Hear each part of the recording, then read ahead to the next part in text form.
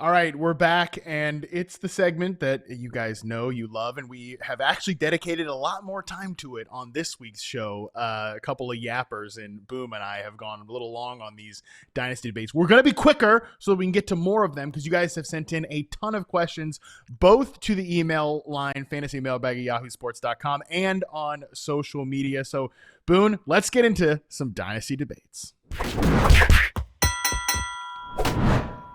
All right, first one comes in from Cody. Hey, Matt, love the show. I never miss an episode of Yahoo Fantasy or RP. Cody, just real quick, come on. That's way, like I said at the top, that's way too much Harmon. I appreciate it, but that's got to be tough. Okay, my Dynasty team has Malik Neighbors, Brian Thomas Jr., Brandon Aiyuk, and Chris Godwin. Oof. Somehow my top guys ended up being Wandale and Parker Washington. I know the trademark is basically non-existent for them right now, but should Aiyuk or BTJ end up on another team next year, should I try to trade the hype for a mid-tier or sleeper wide receiver, or should I ride with the clearly talented players, hoping for a better situation next year? Thanks for the analysis. Cody, I think the question here, Boone, is, Brian Thomas Jr., is he – oh God, I just said I didn't want to talk anymore Jags. And here we are.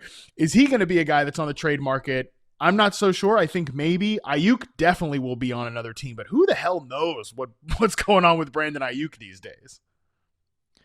Yeah, Aiyuk is the real yikes here, and I'll get to it in a second. Let's quickly get over the Jags thing because we don't want to talk about them too long here, but I think BTJ is still kind of a buy low, is he not? Like, we're talking about a guy who's the wide receiver 10 in fantasy points per game just a year ago as a rookie.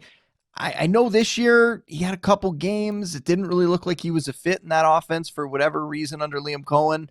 I do think there's a very legitimate shot that he gets traded this offseason, but that's pure speculation. We don't know that for sure by any means. So I'm holding him, or I'm trying to buy him if I can get him at a discount, because we saw that ceiling as a rookie.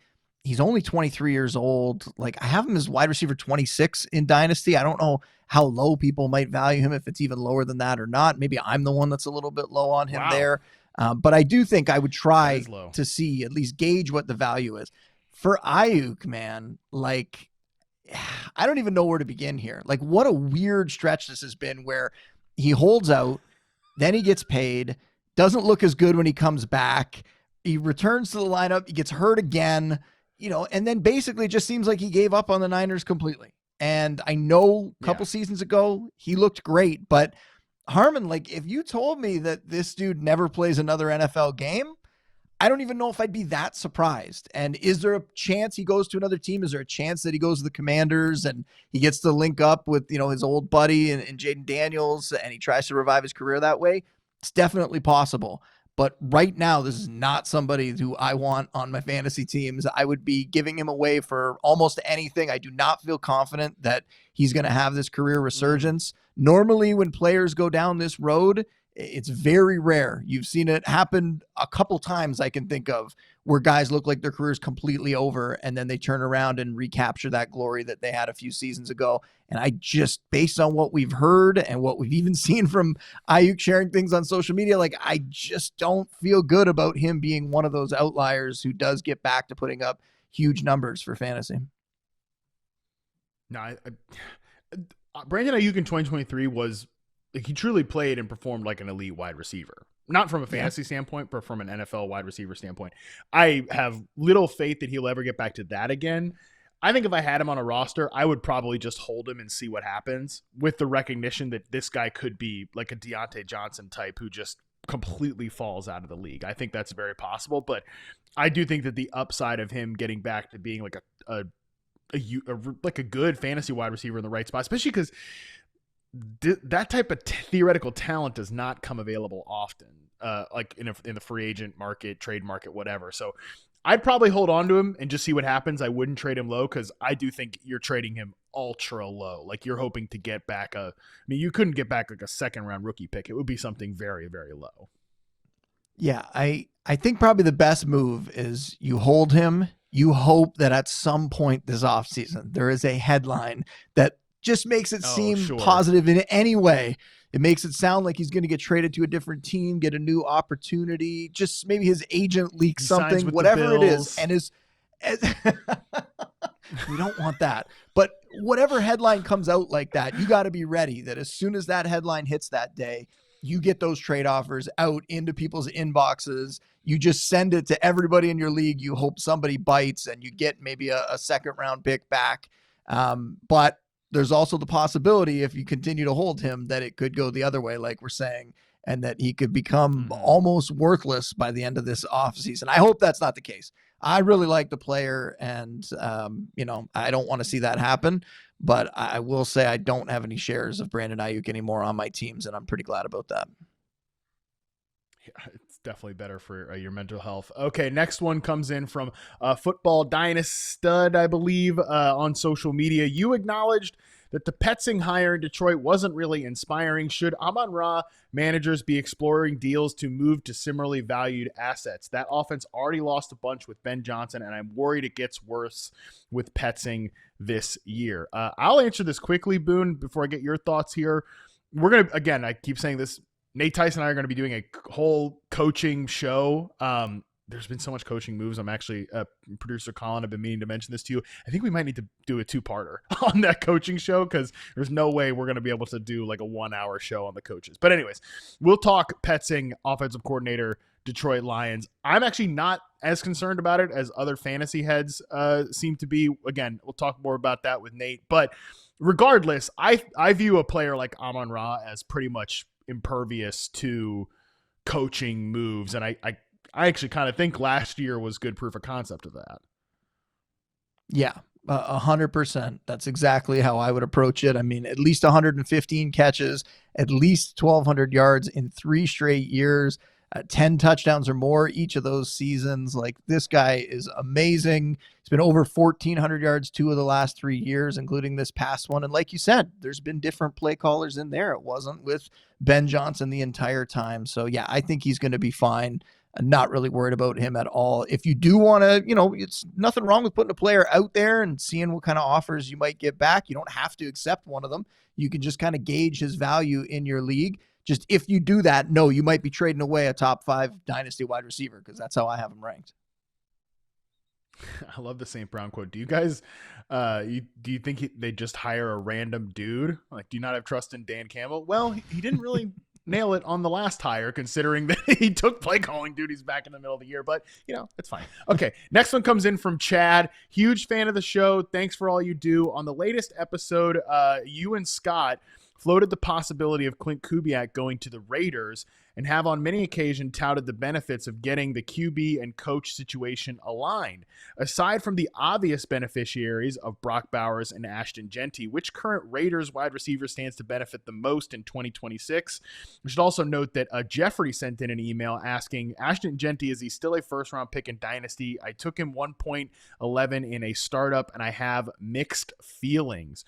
Obviously, again, I'm guessing that Clint Kubiak ends up as the head coach of the Raiders. I do not know that for sure, but this would be a great ecosystem potentially to invest in if they do get one of those type of play callers. I like Jack Besh. Don't know that he'd be, an elite fit in this system. We'll talk about that more if the hire actually happens. But the Genty first round pick startup, do you think he's still that level of a dynasty player right now, Boone? I don't know if I ever thought he was a first round dynasty startup pick. Like, dynasty rookie pick, obviously. Okay. Last year he was the clear 101. And he had a great season, right? Over 1,300 yards and 10 touchdowns. I think based on the way he performed throughout the year, I think even I was surprised when I saw his year-end stats. And normally it's the other way around. For them to be higher than I expected was actually quite shocking. But if I look at it right now, if we're talking about Superflex, because obviously it's different if we're not talking about Superflex. Sure. In Superflex, I see him more as a second-round pick. There's a ton of quarterbacks. I might have 10 quarterbacks above him, something like that. I think that's really important in Superflex to come away from one of the first 2 rounds with a QB. And yeah, I have him as my RB4, so it's more towards the end of the second round in Superflex. If it's not Superflex, then we're talking about him potentially being at the 1-2 turn there. So maybe we could talk ourselves into that, but he's a really good player. I don't think he's quite on that level. I've said this before, of like a Bijan Robinson type. Yeah. I don't think he's that kind of player. I don't think he was that kind of prospect, but he showed this year that even in a bad environment, he can produce. And you would think that this environment is going to get better. I think we said some of those same things last year, that it could only go up, and it didn't necessarily.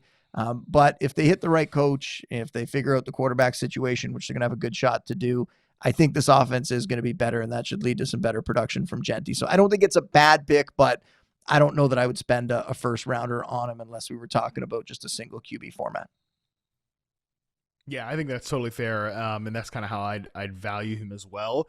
I do think he's, again, perfect bounce back candidate if they get the right coach in here. If it's Kubiak, I'm definitely excited about that, and we'll be certainly keen on tracking who they add at wide receiver, because there's no way they'd stick with the current room. They definitely are going to add some pieces there, but I still remain a pretty decent Jack Besh fan, even if my expectations are a little lower after his rookie season. So, okay, we are going to toss to another quick break here. When we come back, we're tackling more of your dynasty debates. We'll get into that right after this.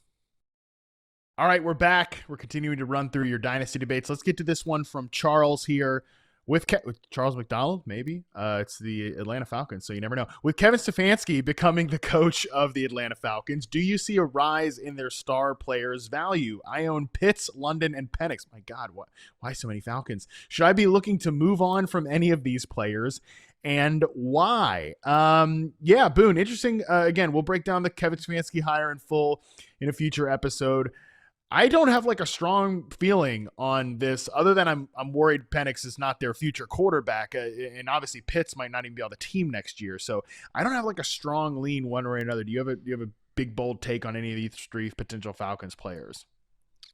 I don't know if any of them are particularly bold. I do think Stefanski's a pretty good coach, not to get too much into that because you guys are going to cover that in a future episode. But I think the fact that he's been in Cleveland with some of the talent that they've had there, some of the items that they got on the grocery list there, for him to do what he did with that offense certain years, I think that's pretty impressive. And I think we're going to see good things from him in Atlanta, especially, Bijan Robinson. If Tyler Algier leaves in free agency, I've said it before already, but I think this guy is in for just a monster season. We're going to see a massive year, one of those like league winning type years from him. So I see him as the 101 next year. I think London's a buy, and that's kind of regardless of Stefanski's arrival there, because London was good. Like when he was healthy this year, he was doing exactly what we thought he was going to do. I see him as a top 7 dynasty receiver. So I'd be trying to see if you can get an injury discount on him in a trade potentially, or even packaging multiple things to try to go and get him. He's still a pretty young receiver. You mentioned Pitts being a free agent. We don't know that he's going to be back there. I don't know that he is going to be back there. So we're going to have to monitor that one to see where he goes. And I pointed this out already, but a lot of his production came when London was out of the lineup, and it was great to see him actually doing something finally. But it was just very different when London was out there versus not out there.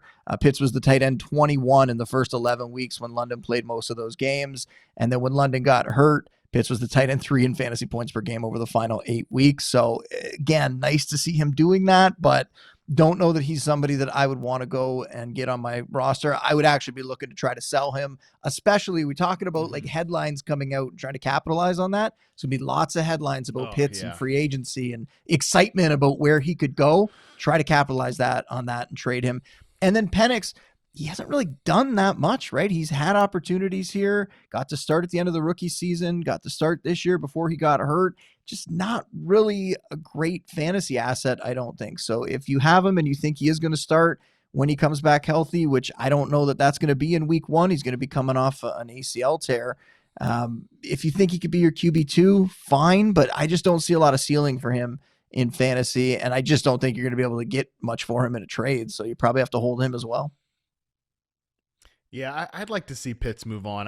It's nice to see him break out at the end of the year in a way, but I do think his skill set and London's skill set are too duplicative. I'm very curious to see how London gets deployed in this new offense, because I did like the way he was deployed in the old offense. But, Pitts, they could franchise tag him for sure, but they also need to start thinking about a Drake London extension. Like it's time to get that deal done. So lots to consider in Atlanta this offseason. Okay, this next one comes in from Encore. What to do with Marvin Harrison Jr. I also have Malik Neighbors and Drake London, and we start 2 wide receivers. If you do trade him, what do you trade him for? There's a bunch of Ohio State fans in the league, if that helps. That's a nice variable. I never love the like, who do I trade this guy for? Because I don't know. You're probably better at that than I am. But it depends on your league and all those sort of things. You want to try to get an even trade. Don't go into it like I got to rip off this other person. You want to help the other person and have them help you. But I will say, just with Marvin Harrison specifically, I still view him as a guy that I would want to buy or hold. I wouldn't want to sell him because I still think there's another level for him to get to. I think he's the right archetype of receiver to bet on in today's NFL. And I'd just be curious how the next offense views him from a deployment standpoint. I never really liked the way he was deployed in the old offense. So I still think he's a guy that I'd rather buy or hold, not trade. I like to hear you say that. That's good. That's exciting for him because I do think there's some concerns about him after this season in terms he was having an okay year, but then to see Michael Wilson kind of step into a similar spot and really blow up with it, that makes you worried, to me anyway, about what Harrison's ceiling potentially is. And is he more of maybe, Devontae Smith rather than AJ Brown? Like, I think that's a possibility for sure. Probably. That maybe he's not that alpha wide receiver one. Maybe he does kind of profile better as a number two in an offense. I do want to address the OSU fans in your league. I think that is important, Harmon. I really do. And I agree with you that when you're trying to put a trade together, you don't want to just go, I want this player for that player. You want to look at other managers. What do they need? You want to try to see who's going to give you the most value back for that player. And if you know a detail like that, it definitely helps. I've been on the other side of that too, where you're trying to get a player off of somebody. I've tried to get Ohio State players off of Ian Hartitz, for example, in some of the leagues I'm in with him, and he will not trade those guys almost ever. It's very difficult. Funny. And yet I know I can go the other way with it and maybe get a little more value back. So I do think those things factor in there, but yeah, I maybe am not quite as excited about Harrison. I would love to see him come through still, but I think I have more questions about him potentially being like that number two kind of guy. But again, put out a bunch of offers, figure out what people are willing to give up and pit them against each other. If they are OSU fans and you can potentially get more from them, do that for sure. I like it. Okay, we are going to take one last quick break. We come back, we'll tackle a few more of your dynasty debates right after this.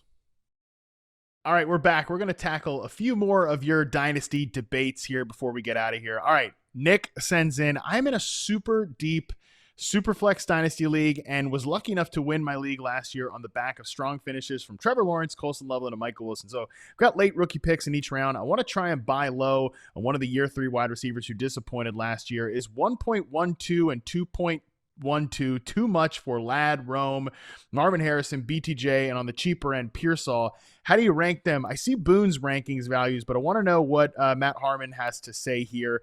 I also shot my shot buying high on Luther Burden and missed. Yeah, I'm curious, Boone, because I've thought and talked a lot about these year 3 wide receivers.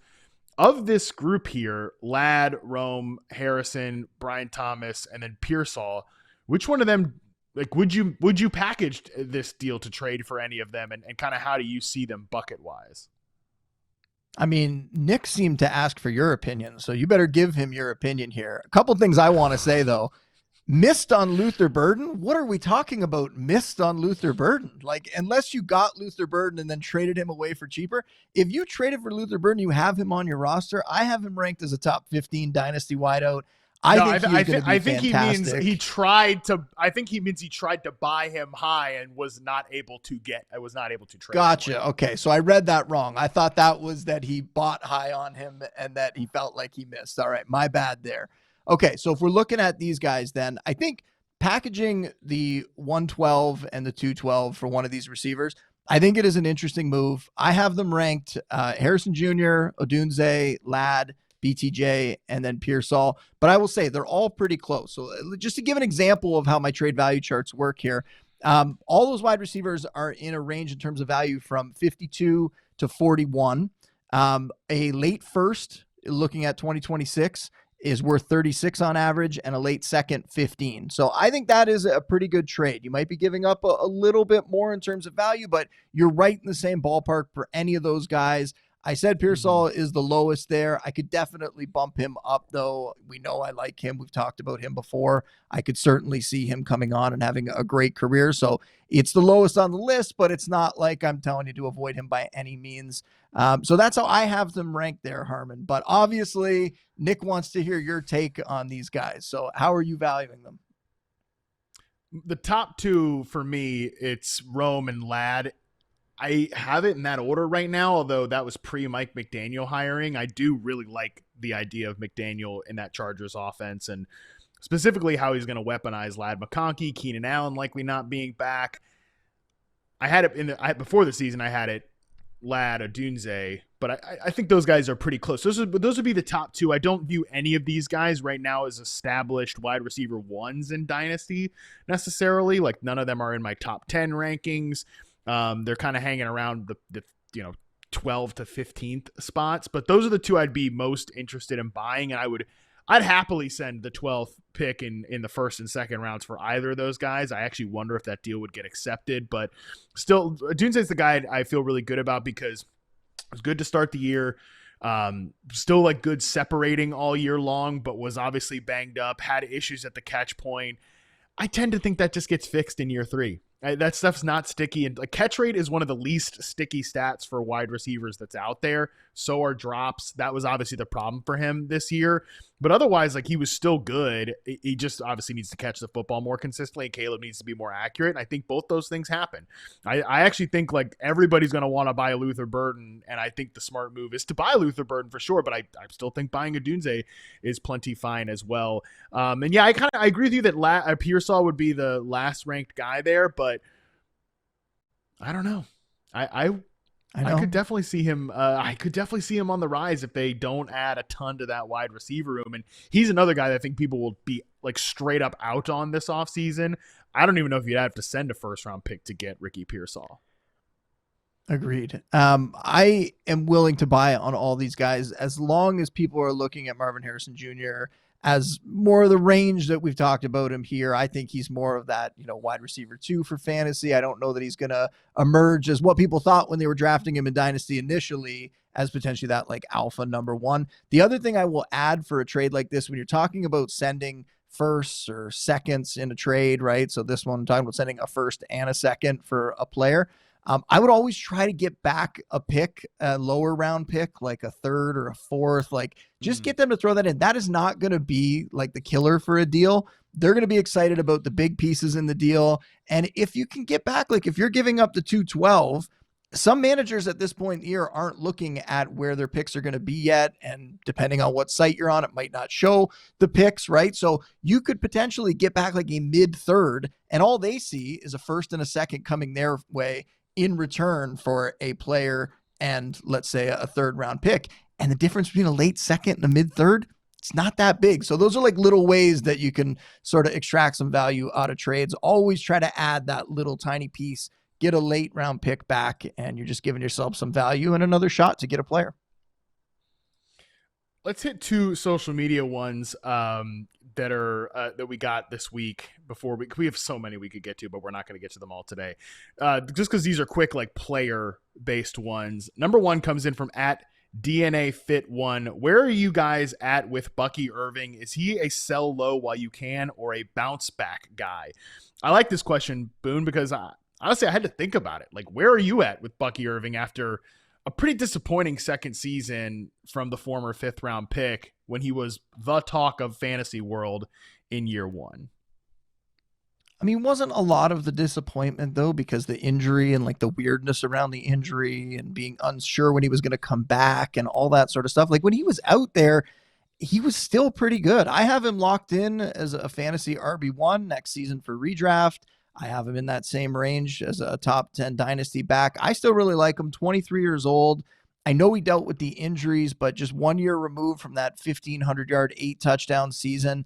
And, from week 6 on as a rookie, he was RB11 in fantasy points per game. So he showed us that he can be that RB1 for fantasy. Even this year, though, he missed some games. People weren't as excited about the production that he had out there. He was RB18 in fantasy points per game. And I'm not even adjusting for any time missed, leaving games early due to the injury or anything like that. So now with Rachaad White leaving for free agency, it really seems like he's going to be gone. Sean Tucker taking over as the new number 2 there. I'm still really high on Bucky. I do think he's a top 10 dynasty back, and I'd be excited to get him.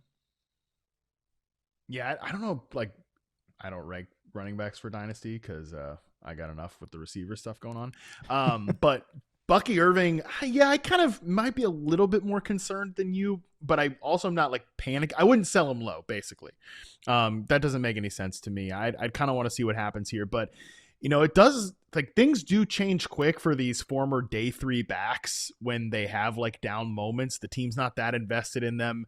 On the other hand, they do have other team needs. Like, I don't think running back should be on the top of their priority list, like a problem to solve. Rashad White is a free agent.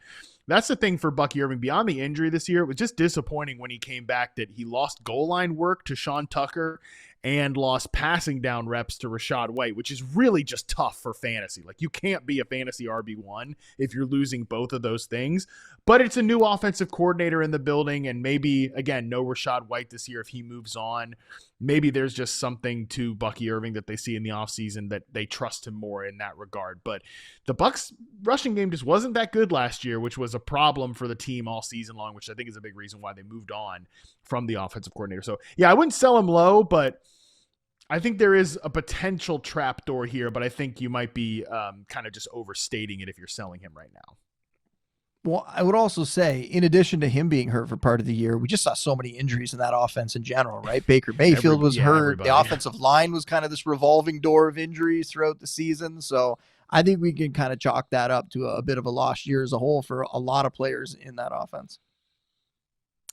Let's talk about one more player from that offense here for our final question. Edelmeyer Eric sent in Emeka Egbuka or Luther Burden in fantasy for the next 3 years.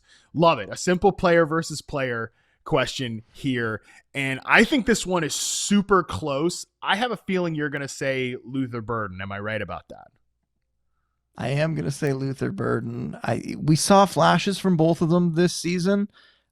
I think in my mind, Burden has the more direct path to targets based on what I think is going to happen this offseason in those receiving cores and those offenses, and just the trajectory of these two players. And we talked about Emeka Egbuka and the last 3 quarters of the season, kind of how bad it got for him in terms of his production just going way, way down, him really only having one good game during that stretch, and him starting to actually lose not just targets, but lose playing time to Jalen McMillan when Jalen McMillan came back, almost rendering Egbuka like the 4th receiver in that offense.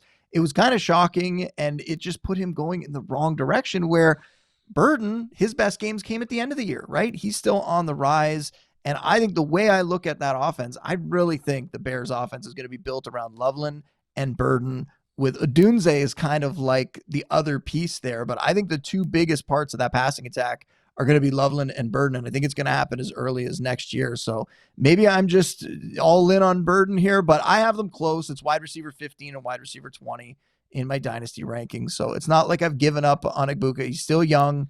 We saw him flash in the first month of the season. That's not going away completely. He still has that potential, but we're going to need some things to change. We're going to need Mike Evans to get out of the way. We're going to need Chris Godwin to potentially not be the same version of Chris Godwin that now further removed from his injuries. If he gets back to being the real number 1 receiver there, that's a problem for Emeka Egbuka.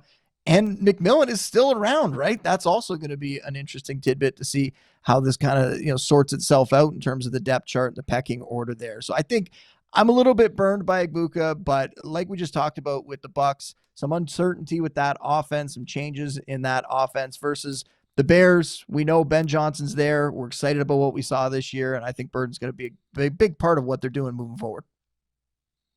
Yeah, I'm not like jacked up about either of these guys, but I've got them 14 and 18, and I have Egbuka ahead. I don't feel great about that. I mean, they're the same tier. Like, truly, I think it's pretty close to a toss-up to me.